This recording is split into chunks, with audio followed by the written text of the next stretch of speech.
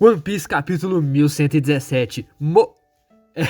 Esse título a gente só entende quando a gente vê o capítulo inteiro, que é basicamente o final dele, mas dando um pequeno spoiler aqui já, é basicamente o final da mensagem do Vegapunk. E lembra que esse mo é em japonês, tá? Então é uma palavra que ele começou a falar e não conseguiu terminar. Não pense que é uma palavra em português, ou em inglês, ou qualquer língua que você esteja lendo. Então é o começo de uma palavra em japonês, não vai ser uma palavra tipo morte, tá ligado? Enfim, vocês entenderam. História de capas ali da Yamato, e ela tá dando um abração no Nekomamushi, e ela tá visitando os Yakuza, mas bora lá começar o capítulo. Nós começamos já na ilha de Hachinosu e tá os piratas todos lá tentando entender o que o Vegapunk acabou de falar. Como assim tem 200 metros de coisa abaixo do oceano? E como eles são piratas, a primeira coisa que eles pensam: por que ninguém me disse que tem tanto tesouro assim no fundo do mar? Aí eles estão discutindo: ah, seu burro, não é como se tivesse uma cidade de ouro no mundo inteiro, né? Dando referência a lá a saga de Jiraiya, né? Mas enfim, lembra o que eu falei nos últimos capítulos?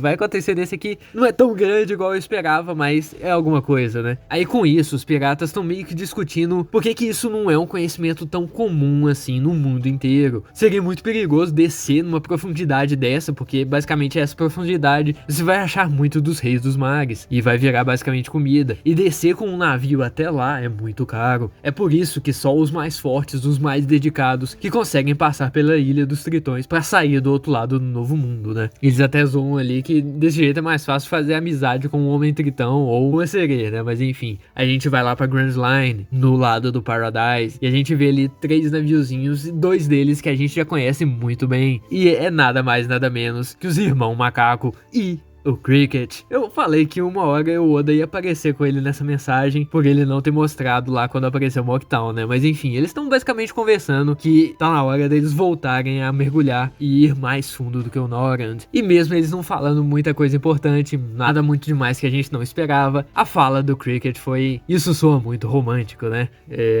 O Oda tá soltando aí umas palavras importantes pela história de One Piece, né? O Romance Down, lá do primeiro capítulo. Mas enfim, cortamos pro Hospital Geral da Marinha, GS. Eu acho que a gente nunca viu esse lugar antes. Ele até tem um design muito bacana, pra falar a verdade. Gostei bastante. E tá lá nada mais, nada menos que o pessoal que tava lá atacando o Hachinosu. E nessa cena do hospital de longe, a gente tem um Harumepo falando sobre o One Piece. O Vegapunk tá falando sobre o One Piece, não tem como. O Oda soltando o Romance e One Piece no mesmo capítulo, é porque esse capítulo é extremamente importante. E a gente vê toda a galera ali que tava lá no programa de resgate ao Kobe, e ele tá todo ferrado ali na cama, todo cheio de bandagens nos braços, provavelmente por causa do soco que ele deu. Tá ali o Harumepo de lado, a Kujaku lá no fundo, o Prince Grus com seu chapéuzinho com a aba gigantesca e a Hibari do lado do Kobe, óbvio. E como ele estava escutando a transmissão, o Kobe tá meio que com a cabeça meio leve ali de caramba, eu não sei nem o que pensar sobre isso. Aí a Kujaku tá chegando lá no fundo falando que ela viu o Capitão Drake e que ele tá se recuperando bem, só que ele quer ficar sozinho no momento. Finalmente tivemos uma notícia do Drake depois de tanto tempo lá de Wano, mas enfim. Eles também não falam nada muito importante não, tipo, eles só estão conversando sobre o que vai acontecer agora. As coisas realmente estão começando a ficar bem importantes. O que vai acontecer do mundo e que é hora deles ficarem preparados. E aí a gente vê o Drake deitado lá na cama, olhando a chuva caindo pela janela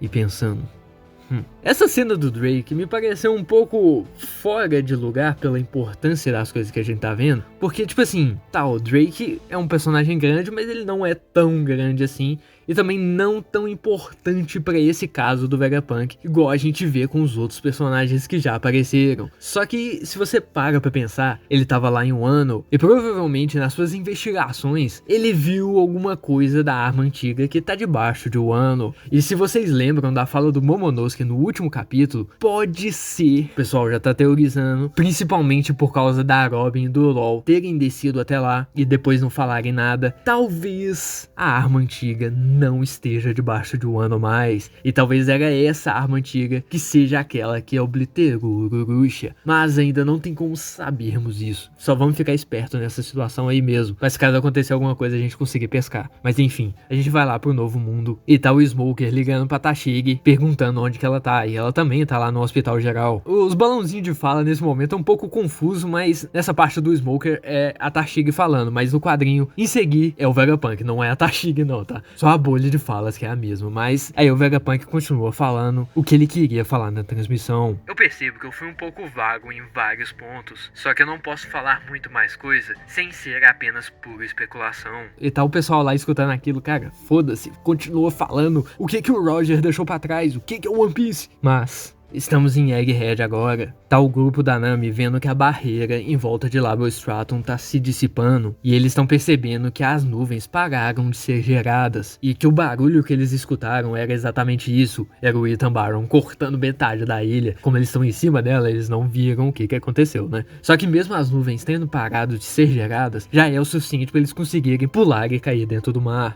Só que a Lilith ressalta que já tem muita gente lá embaixo esperando a chegada deles e tentando afundar o navio de Arubaf que tá lá embaixo. O Brook tá verificando ali os barris de cola e tá tudo ok, só falta agora a gente ir. Só que o Jinbe e o Zoro ainda não chegaram, só que eles estão perto. E tem um grande porém, eles estão correndo e na frente deles tem um cavalo demoníaco correndo também, na mesma direção. O Ethan Barron, depois de ter cortado a ilha, tá indo atrás do Sunny. E daqui a pouquinho a gente vê que ele é o único que não foi atrás do Gigante de Ferro, que eles acabaram de descobrir que era a fonte da transmissão. Então, pelo menos ele tá dando tanta importância a Robin sair viva daquele lugar, quanto a transmissão sair pelo mundo. E é claro que ele tá confiando bastante no resto dos Gorosei. O Jinbe fala que eles estão perseguindo esse cavalo. A Nami já fica puta, tipo assim, cara, a gente tá querendo ir embora, você tá perseguindo alguém agora? Aí o Jinbe, não, a gente não tá só perseguindo alguém, ele tá indo pro mesmo lugar que a gente tá indo, fique esperto. Então o Ethan Barron pula e tá pronto pra cortar o Sunny. A gente vê até a Nami ali pequenininha, ela seria a primeira a ser cortada no meio, né? A Lilith, o Sop e o Chopper já perde os olhos ali voando. Cacete, um Gorosei de novo agora. É um atrás do outro, né? O Sato tava ali não faz nem alguns minutos, provavelmente, né? E aí que o Jinbe e o Zoro se preparam. Fishman Jujutsu, Kataguruma, o estilo de duas espadas. Sukavates Bliss, Rashomon. E o Zoro ataca diretamente o Gorosei, que simplesmente bloqueia o ataque. Naquele embate ali de 3 espadas, os dois percebem a mesma coisa, uma espada Kitetsu. Tá aí a confirmação da teoria que o pessoal tem desde a primeira vez que os Gorosei apareceram, que a espada do Ethan Barron é realmente uma Kitetsu, e provavelmente é a número 1, diferente das do Zoro. Os dois são jogados com força de Haki pra trás. O Jinbe consegue pegar o Zoro. O Zoro, depois de sentir aquele ataque daquela pessoa, já instantaneamente liga o interruptor. Galera, lança o Sunny, a gente pula aí, não perde tempo. Esse cara não é brincadeira. E aí a gente corta lá pra baixo, lá onde tava o navio de Arubaf. E tá a galera toda só esperando todo mundo chegar. E cadê o Luffy? Ele ainda não chegou. E a situação tá ficando um pouco difícil porque cada vez mais tá chegando mais marinha e mais gente pra atacar eles. Eles são apenas um navio, no final das contas, né? Não importa se é gigante. E os marinheiros estão tentando ali se hypar pra conseguir atacar aquele navio gigantesco na frente deles. Tá o Sanji e a Atlas tentando comunicar com o Luffy ali, só que o sinal não tá chegando até lá. Provavelmente por causa do caos todo. Só que o Luffy grita lá do meio do fogo: chegamos, já pode ir embora. Aí tá o pessoal: cacete, Luffy, você grita muito alto, mano. Mas é uma boa notícia, né? Tá na hora de fugir. E aí o Oimo e o Kashi vê os seus capitães chegando e tá na hora de preparar pra sair com o barco. E tá a marinha tentando parar eles, não deixem eles fugir. A gente vê ali um gigante usando um arco e um outro usando, parece umas pistolinhas redondinhas, sei lá o que tá rolando ali, porque ele não aparece no próximo quadrinho, que é essa cena sensacional de um monte de gigantes pulando do barco de Arubaf e atacando a marinha. Tem um monte de galeão ali indo pro saco no meio das ondas do mar e vários marinheiros na água e tentando fugir em barquinhos salva-vidas. Tem até um gigante ali na água parecendo que vai comer alguém, tá ligado? Muito foda esse quadrinho, muito foda mesmo. Os gigantes são muito legais, não tem como. Mas por essa cena, a gente vê que a marinha também não tá indo lá muito bem e tá começando a perder feio. E talvez a moral já não tá lá muito bem, só que aí chega a Bluegrass pra tentar dar um up na galera e nas tropas. Ela dá um tiro com a girafa marinha dela ali, que ela conseguiu pegar no início da saga, quando ela apareceu, e consegue fazer um buraco no navio de Arubaf. O Kashi fica impressionado que ela realmente conseguiu fazer um dano, e é aí que chega a Doro e desce o cacete nele, coitado, Rock and Roll Blaster. E isso aí é suficiente pra levantar a moral dos marinheiros. Os nossos representantes estão indo bem, então a gente não pode parar aqui, a gente não vai falhar, a gente não pode ter medo desses gigantes antigos, vamos atacar atacá-los. E aí a gente vê o Luffy notando que o Rock não tá correndo atrás deles mais. Como assim? Tipo assim, não era prioridade deles parar o Nika, porque que ele simplesmente sumiu, foi fazer outra coisa. Estranho, ele não sabe que a York mandou eles lá pro Gigante de Ferro. Mas enfim, o Dory e o Brogy tá aproveitando a situação. Ainda bem, a gente não vai ter que lutar com ele pra conseguir fugir com o barco. Vambora. Mas o Luffy ainda tá preocupado. Cadê ele? E aí a gente já vai ver onde que ele tá. Ele tá lá o Hulk, o Saturn, o Sandworm e o Itsumade pronto pra atacar o Gigante de Ferro. Coitado do Gigante de Ferro, essa cena tá dando um vibes dessa imagem aí, mas... mas enfim... A gente corta pra uma outra ilha, ao mesmo tempo que ela parece o Wano, eu acho que não é o Wano. Eu tenho uma última mensagem que eu queria falar, e ela é pra todos aqueles espalhados pelo mundo. O Itsumade percebe que aquele gigante é aquele que atacou a gente 200 anos atrás, cacete.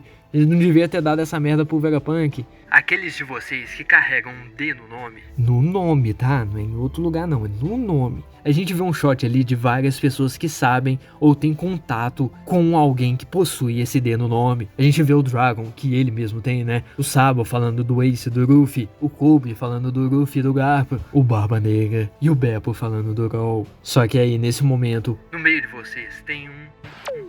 A transmissão acabou porque o Hulk conseguiu dar um empurrãozinho lá no Gigante de Ferro que saiu voando. Feels bad, man. Até a gente esperando que essa seria a forma que a transmissão ia acabar, porque afinal das contas o Oda não ia deixar ele falar tudo que ele tinha pra falar, porque tem várias coisas que a gente ainda tem que aprender com outros personagens, né? Parar no meio da mensagem sobre os D é sacanagem, né? Mas enfim, é assim que faz uma história bacana, né? Que te engaja. Então a gente aceita. O gigante voa tão longe que ele acerta alguns navios que estão lá na praia. É interessante pensar que pra onde ele tava indo exatamente, né? Antes de um javali gigante aparecer, né? Mas a transmissão foi pro saco. Todo mundo pelo mundo agora não vai poder saber o que ele ia falar sobre os D. Mas pelo menos ele conseguiu falar sobre o mundo antigo e que alguém fez aquela merda toda. E talvez botar a discórdia na cabeça da galera que o governo mundial não é lá uma instituição muito bacana. A gente tem um shot ali lá no bule voador do Morgans, tá? A Vivi, o Aparo, querendo saber o que, como assim? D? Mas esse é o fim do capítulo. É a nossa última imagem. É a York, aliviada, que acabou.